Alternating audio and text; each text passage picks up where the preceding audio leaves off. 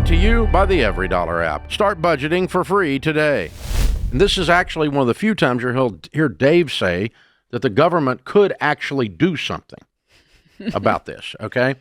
One is we've got large REITs, real estate investment trusts, and American corporations and Chinese corporations buying thousands and thousands and thousands of single-family homes and taking them off the market and putting them up for rent.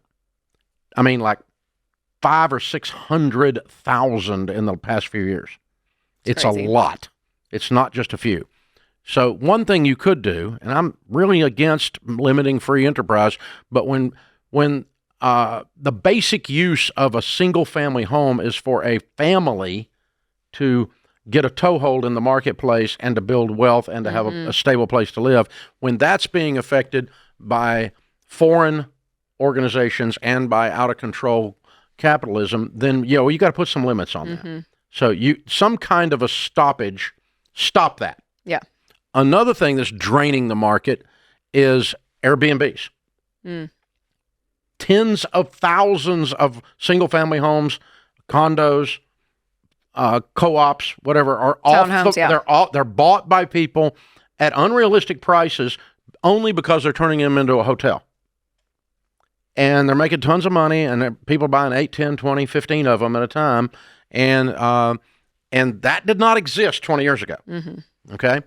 And so some kind of a limitation, not necessarily a complete stopping of that, right, but limiting the number of units that go off the market so that a young couple getting married have a house to buy instead of it turning into an Airbnb because somebody bought it nothing down using some stupid TikTok guy's formula to buy it.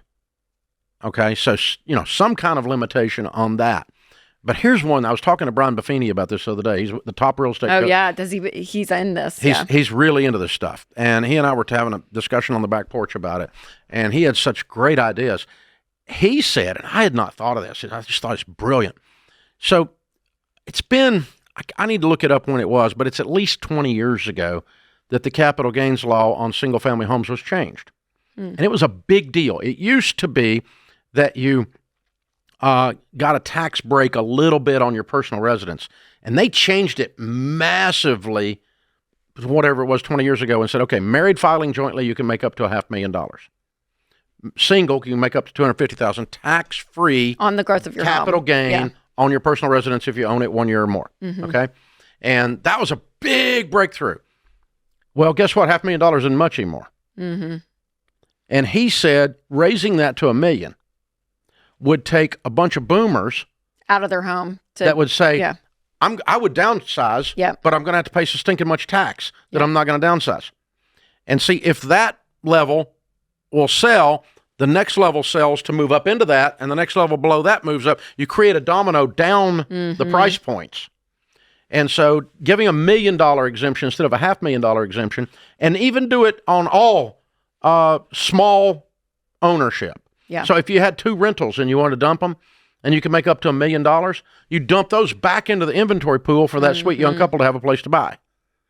But they don't want to get rid of that rental because the amount of taxes. And there is no capital gains break on that, except you're paying 15%, or if you make over $400,000, you pay 20%. Right. So you get hammered if you've got a house. Like I've got a bunch of houses. I probably got 15 houses. Most of our real estate's not houses, but I got 15 or 20.